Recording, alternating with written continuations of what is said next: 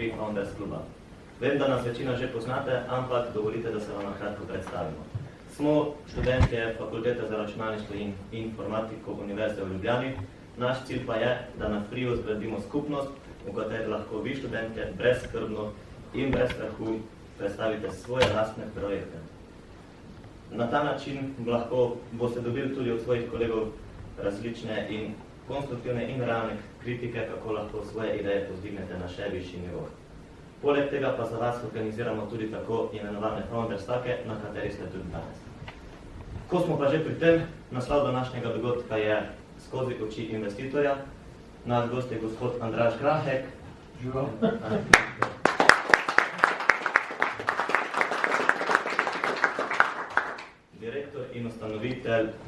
Direktor in ustanovitelj Slovenske finančno-svetovalne družbe Capital Genetics in partner v družbi tveganega kapitala Tivoli Partners.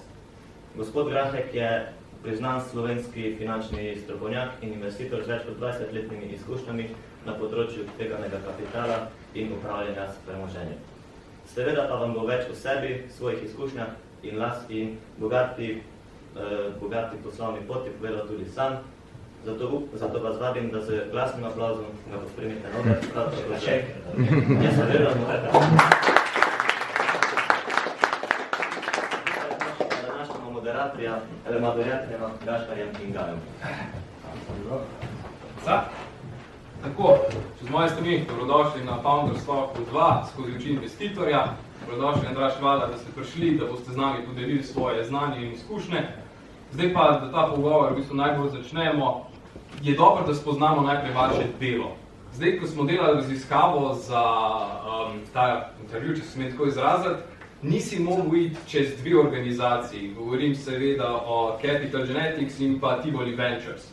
Lahko poveste več o teh dveh organizacijah, kaj so cilji in kaj konkretno je vaše delo oziroma vaš položaj? Ja, seveda, najprej bi se zahvalil za povabilo. Lepo vas je videti, zelo vesel sem, da sem v vaši družbi. V sobi, kaj manj kot 5000 ljudi se vsi tikamo, tako da prosim, da ne vidite. Hvala tudi vama, da sem danes lahko tukaj. Ok, bom začel z Capital Genetics, pa bo še en korak dva nazaj naredil.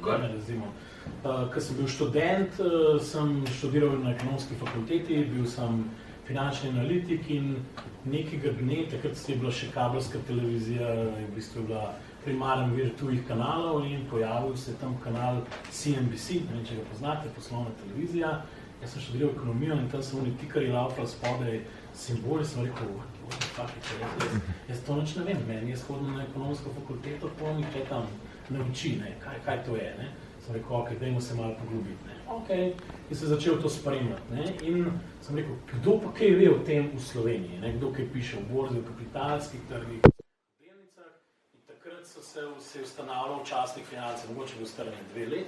In oni so imeli en banner, Uncle Sam, we want you. Sem rekel, očitno rabijo neke, ne vem, analitike, kadre, gor dol. Skazalo se je, da rabijo valjda dizajnerje za postavljanje nekih strani preloma revije, oziroma časnika.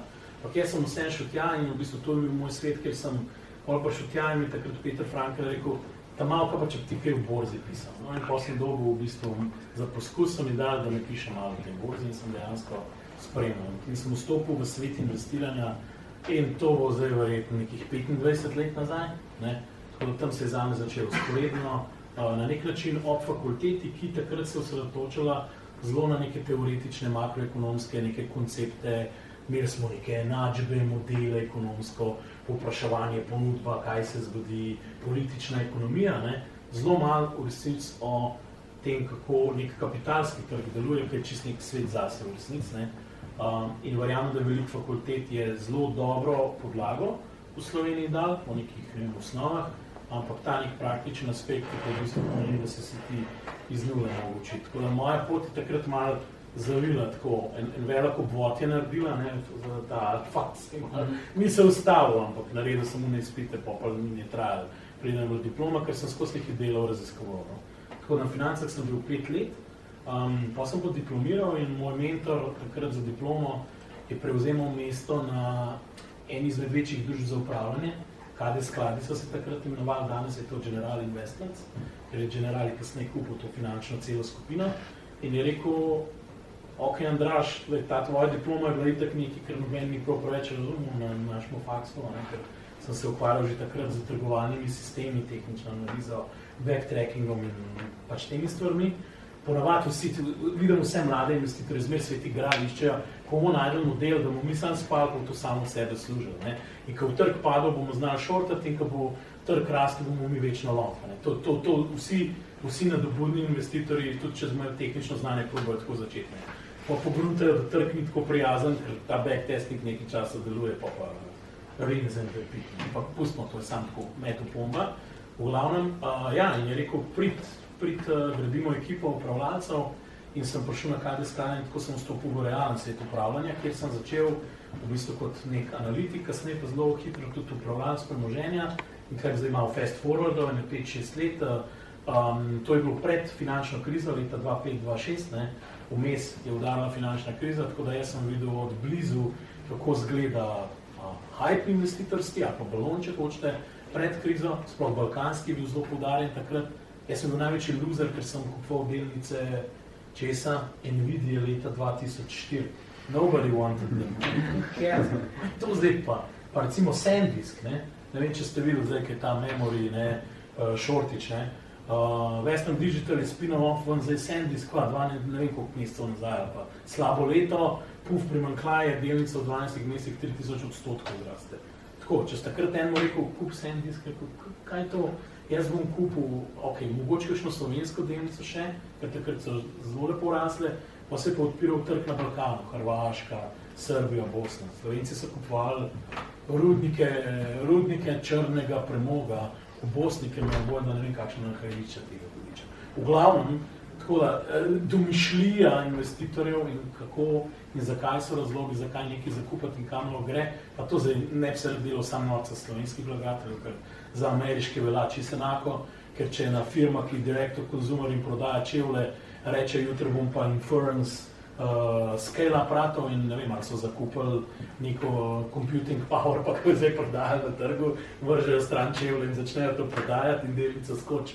Govorim, kva so že Allbirds, se imenuje firma. Take stvari se že tudi zdaj dogajajo. Ampak v glavnem takrat sem spoznal ta svet, sploh ameriškega kapitalskega trga, šel čez ognjeni krst finančne krize, vmes so rekli, ti pa nekaj veš, kaj pa če prevzel celo ekipo upravljalcev, tako da sem pol v bistvu čistil te, kako bi rekel, neke vrste slabe odločitve, sploh na regionalnih trgih, potem se pa trg začel obračati in zahodni trgi imajo lastnost, da se zelo hitro očistijo, relativno hitro, to traja, lahko fejst pade, ampak se začnejo pobirati, po letu, dveh se začnejo pobirati.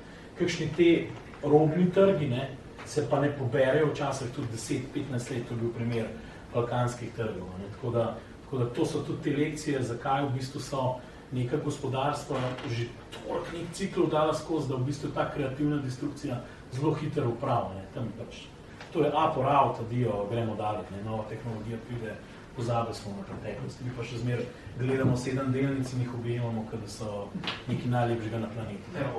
Odlično za...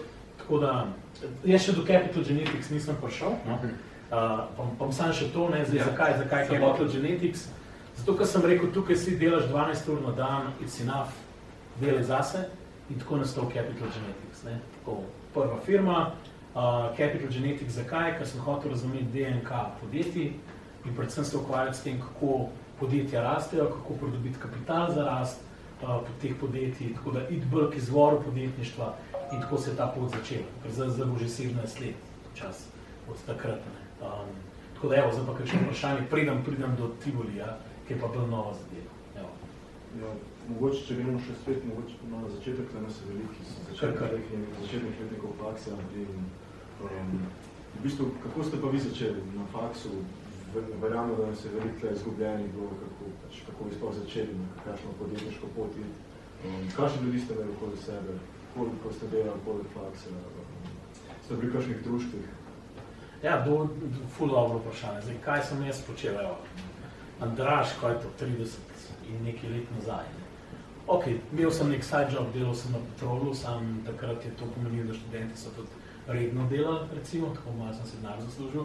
Igral sem v bendu, tako da tega denarja pa tudi hvala ni bilo več, ne, kupovati razne inštrumente.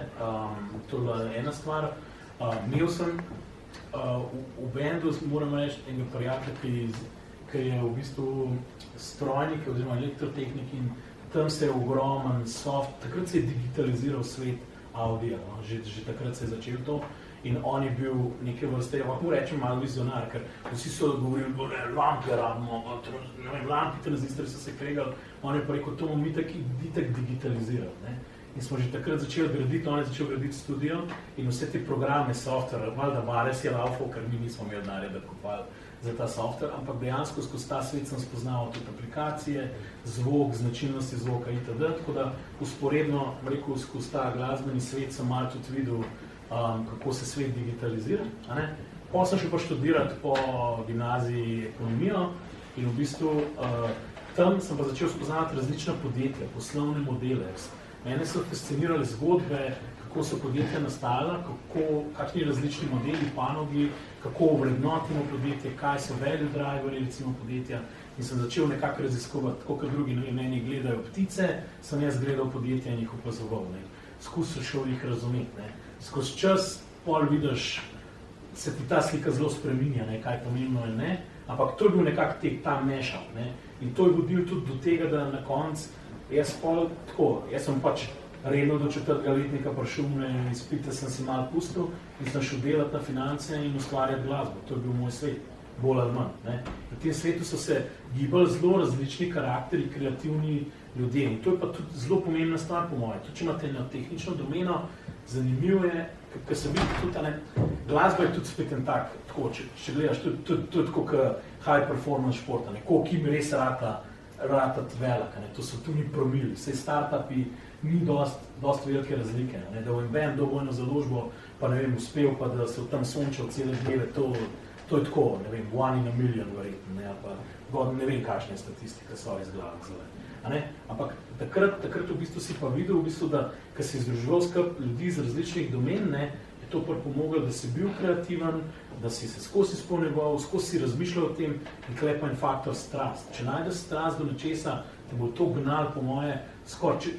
Če obstaja kakršenkoli perpetuum mobile, torej nek stroj, ki dela sam od sebe, je to, da človek najde vse neko strast, neko veselje do nečesa. Ker potem ne čutiš, da si utrujen, ne ustaviš se in kar rinaš in rinaš. In s časoma si zmer boljši in boljši. Ne?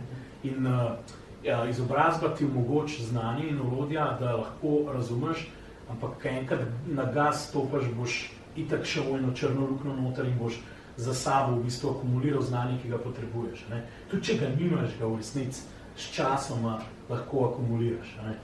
Danes mogoče še toliko hitrejšno, iskreno povedano. Tako da to je ključen faktor. Ne? Da, zdaj pa najtežje je včasih, tudi pri sebi sem videl, odkriti to strast. Ne?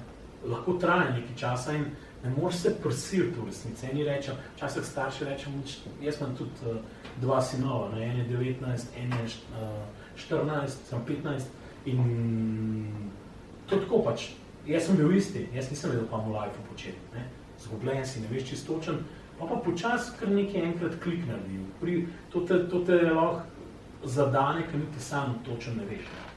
Mogoče, če ste danes odprli nekaj, pa začeli brati, pa vas je malo potegnil, je to sam začetek. Tako da čim bolj odkrivajte, no, po mojem. Saj mislim, da je danes to lažje početi, mogoče, kakor je bilo takrat, ker vse te vsebine niso bile toliko na dohvat ruke. Iskanje nekih, ne vem. Ta primerjava z glasbo mi je bila zdaj zelo všeč, pa imam eno mogoče pod vprašanje na to temo.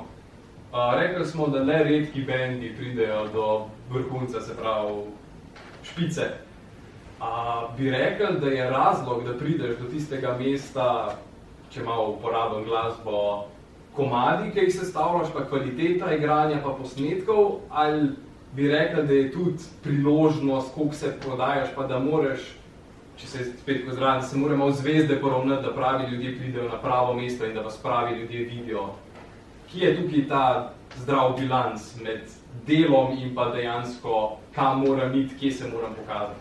Ja, jaz mislim, da glasbena industrija, tako kot recimo trg tveganega kapitala, če da sporednice, ima različne modele in tisti, ki imajo kapital, so si izbrali različne načine, kako bojo ustvarjali neko vrednost. Ne? Recimo, verjetno bi kakšen rekel, da je bil K-pop ustvarjen, da ni v neki garaži tam nastal na Kitajsku, v Koreji in ratov po naključju.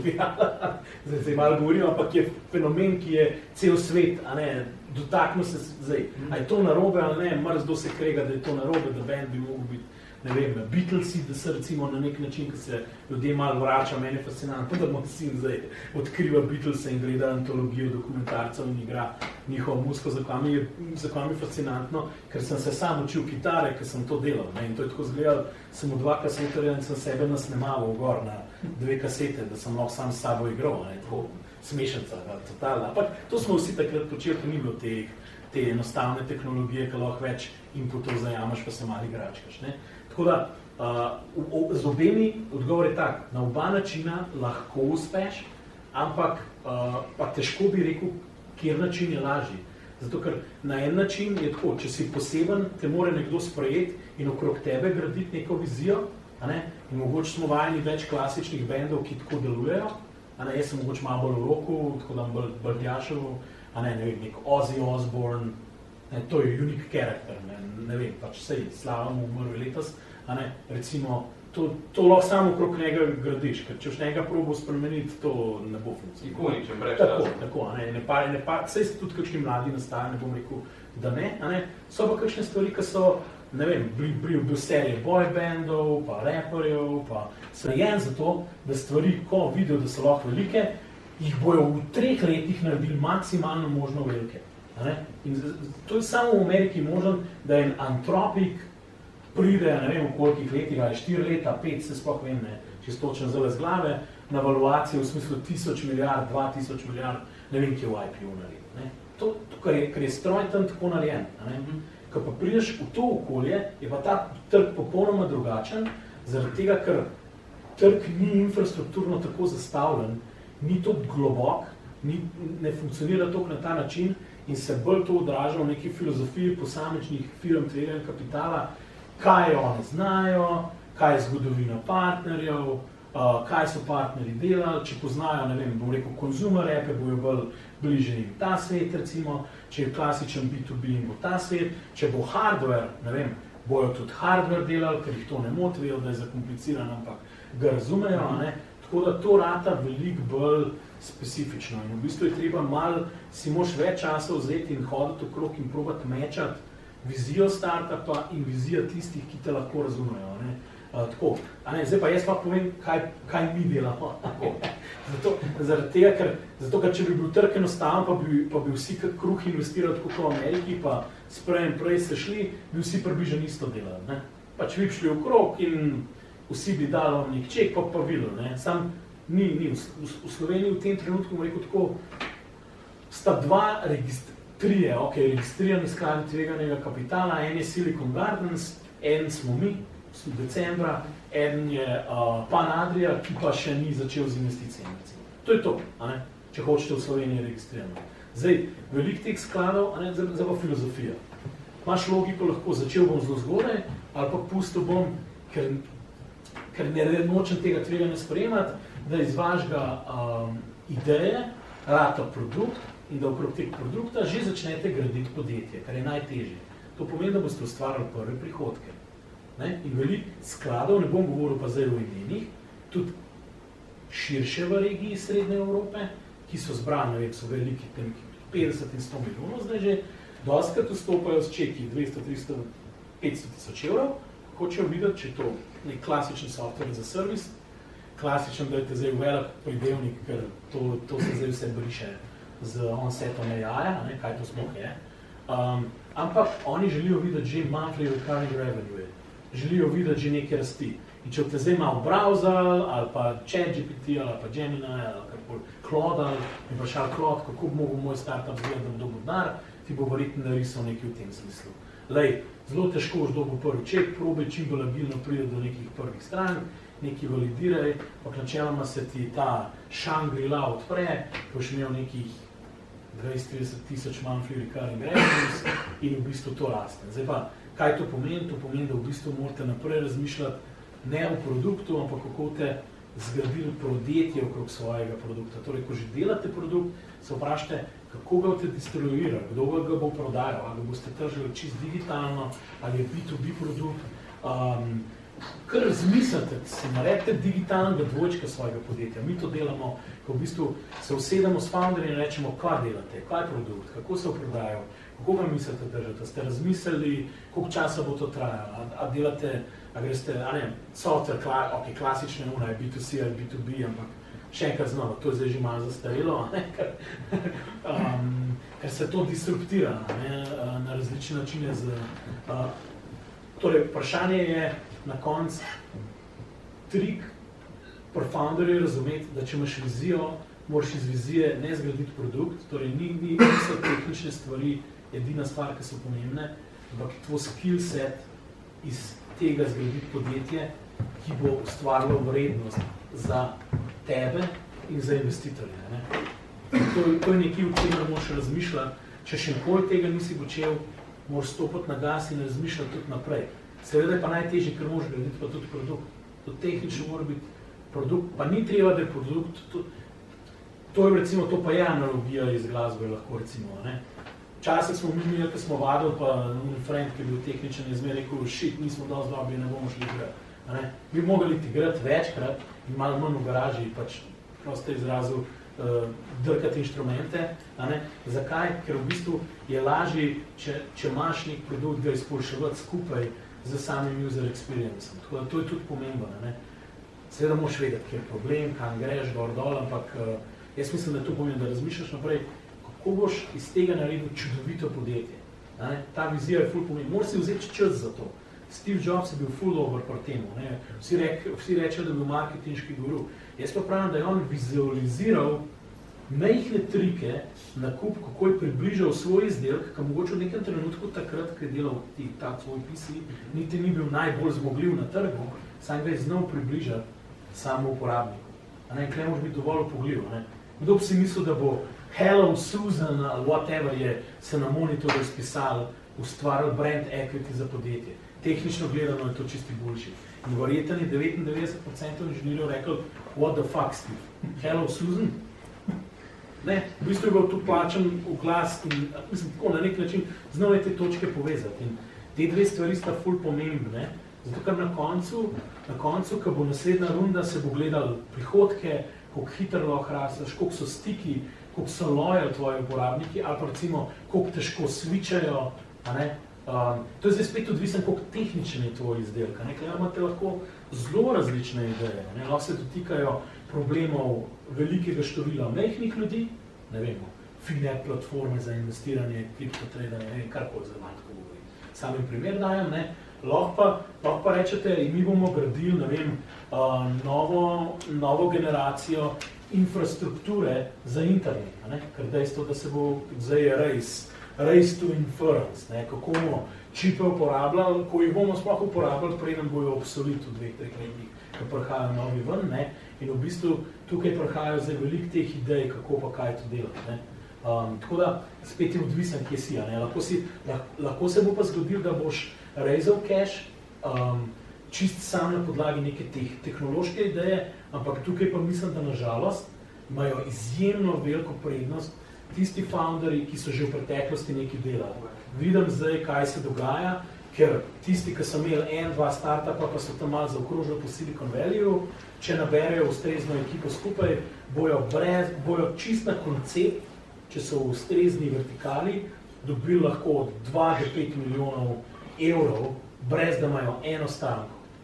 Pač nagovarjajo novi, moderni, ne vem, to za internet ali karkoli je pač AI, novo železnico prihodnega časa, jaz temu rečem, in tam noter vsi vejo, da je to masiven trg in enostavno, kaj se dogaja. Te veliki investitorji, predvsem tuji, to domači VC fundi do teh dealov sploh ne pridejo ponovati, ker to moraš poznati te ljudi, da ti prideš noter, ker se to sam zgodi. Sam prebereš članek in meni je pa ostal, ne vem, tole, v redu. In trik tega je ravno to, da v bistvu tle not je pa ful težko prideti. No. To je pa zelo to je pa, lahko bi rekel, nepošten način, če hočeš, ne? Ampak dejstvo, da tako je. Ne? Zaprti krogi.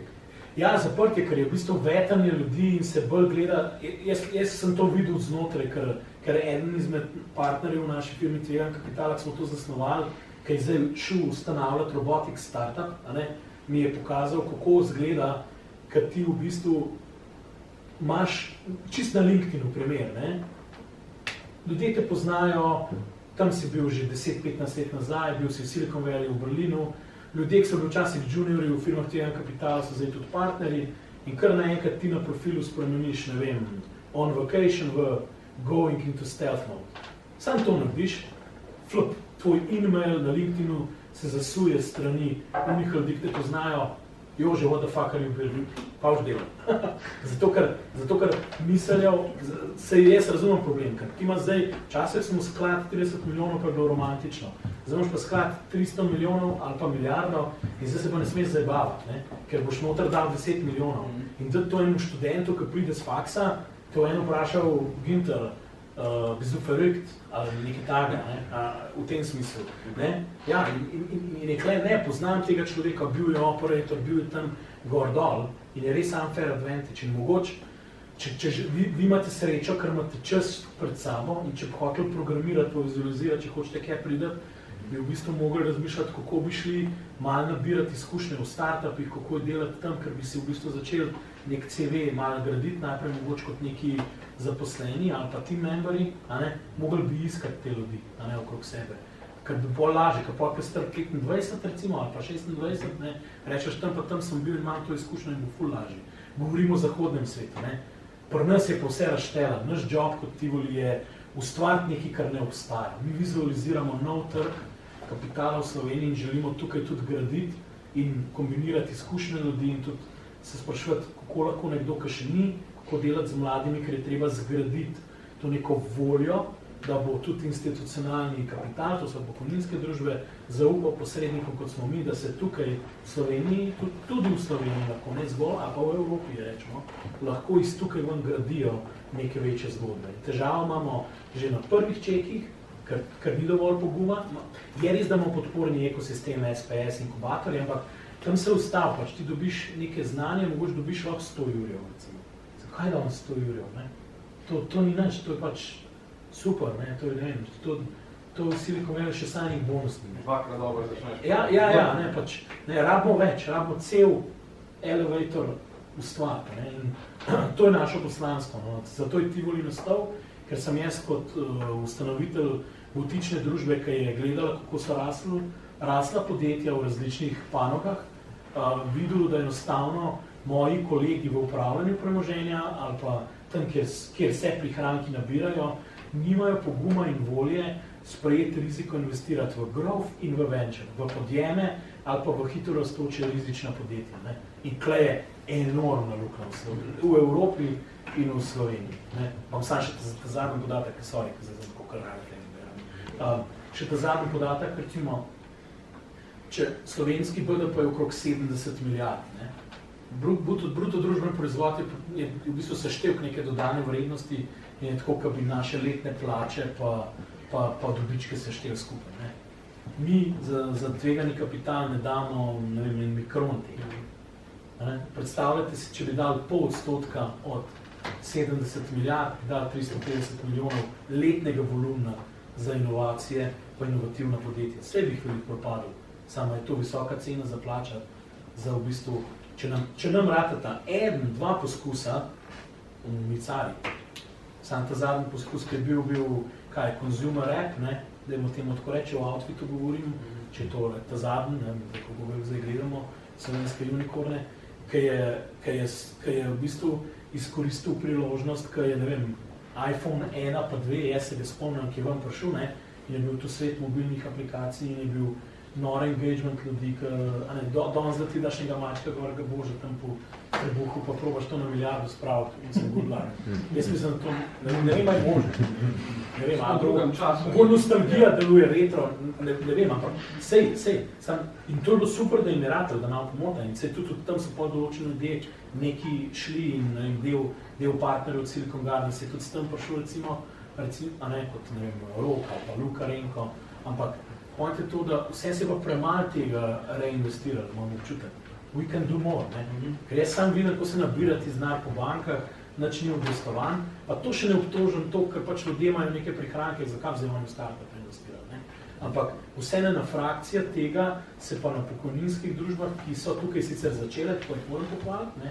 Nekaj investirati, ampak je še zmeraj too little too late. Tako da jaz vidim enormno potencijala, ljudje pravijo, kje so pa sploh startupi. To, da jaz tukaj danes sedim, pa se z vami lahko pogovarjam, evo, koliko startupov mi lahko skupaj naredimo? Če meni dajo 1-0 več, recimo pa zdaj imamo, dajmo reči, da konc leta bomo imeli 20 milijonov komitnega kapitala, ne, meni dajo 1-0 več, pa začnemo delati, ker bomo naredili več layerjev, en bo na zgodne founderje usmerjen, en bo pa pač na malo bolj izkušene ekipe in se bomo šli tudi venture building. Ker drugače to ne funkcionira v tem okolju, ker nimamo večjih skladov še.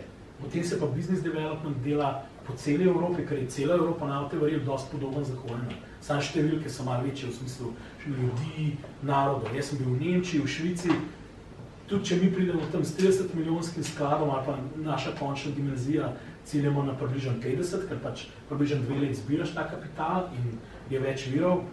Startupi se usujejo. Jaz se lahko pogovarjam z nemškimi startupi, švicarskimi startupi, ne vem, romunskimi, poljskimi, sem v mreži poljskih angelov, ki imate vse od, ne vem, najbogatejše poljske družine in drugih. In point je to, da potencial je enormen, res je enormen potencial, ne. In v bistvu mislim, da mora samo malo več poguma rabimo na strani tistih, ki so gatekeeperji varčevanja, da namenijo v njih 0,5. Ni treba 0,5, ne iz 0,1 začnejo. Recimo, in se bo začelo. Ker enostavno ni zamenjave za praktično izkušnjo biti podjetnik, je ni. Tudi če teoretično o tem govoriš, tudi če jaz 1000krat pridem sem, tudi če pride kdorkoli pa o tem govoril, ni zamenjave za to, da začneš to delati. Sem pa zelo optimist, res sem optimist zaradi tega, ker imamo srečo, recimo Slovenija ima izjemno visoko stopnjo varčevanja, je veliko teh prihrankov, Evropa jo ima, ni to toliko zadolžen sistem, da bo početno, sam je pa bančno centričen. In tam noce, bankam pa ne moramo naložiti, banke nam startupov financirali, to ne gre skup, in imajo pa potem presežke, ki jih potem, ne vem, obveznice vlagajo, parkirajo na centralno banko in zato imamo nekaj trilijonov na Evropski centralni banki. In to je gotoven človek, ki ima mi Mario Draghi in je rekel, mi imamo v Evropi problem. Premalo investiramo, preveč ceglov kupujemo in premalo investiramo. Pa se pa po glavu vsi začeli vprašati, kateri sektori pa tehnologije pa so tiste, kjer z nepopolnoma zmešanim rizikom lahko ustvarimo neko vrednost. Ok, sorry za to. Mogoče vmes, če ima kdo kakšno vprašanje ali pa vidva. Zanimivi vidiki.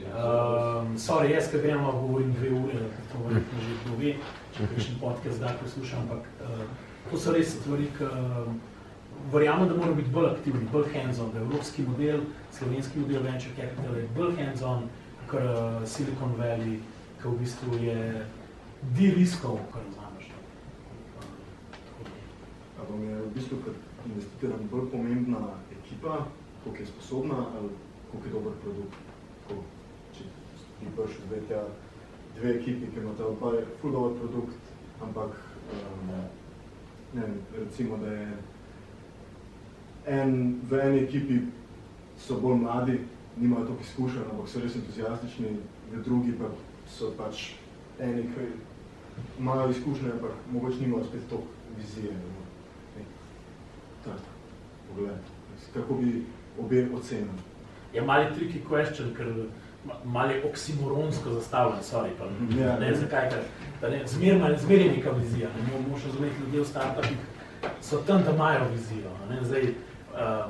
Zdaj, če bi oba produkta postavil 1:1, pa bi jih tehnično pogledal, pa rekel, ne vem, en je bolj tehnično, bi se verjetno lahko vprašal, zakaj, ker verjetno je nek, če bi zdaj tehnično gledal skozi nek inženirski verjetno pogled, Mogoče ena ekipa bolj strastna ali pa inženirsko bolj pripravljena več ur noter vtakniti in kompenzira svoj lack of experience z enostavno ustrajnostjo, persistentnostjo.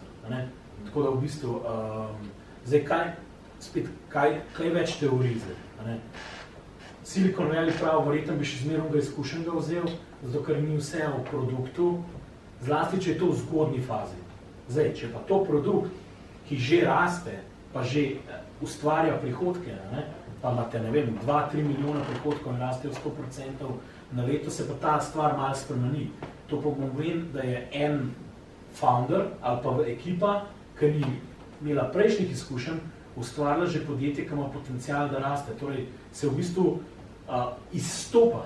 Ker kaj je zgodba? Sej, jaz sem lahko naredil 3 startupe, pa mogoče na prvih stvari nisem ne toliko strasten, pa ne toliko sposoben tehnično, pa nimam ne toliko čustvene inteligence in me je sam izbral, ker pač že 3krat podobno stvar delam in jo znam že skopirati. Teli so pa z nule naredili, recimo, tako da dosti bi gledal malo tehnično tudi, kakšen produkt je, vprašal bi ljudi okrog sebe, ker sam ne bi govoril, da dam roko v ogenj, da lahko to tudi sodam, iskreno povedano.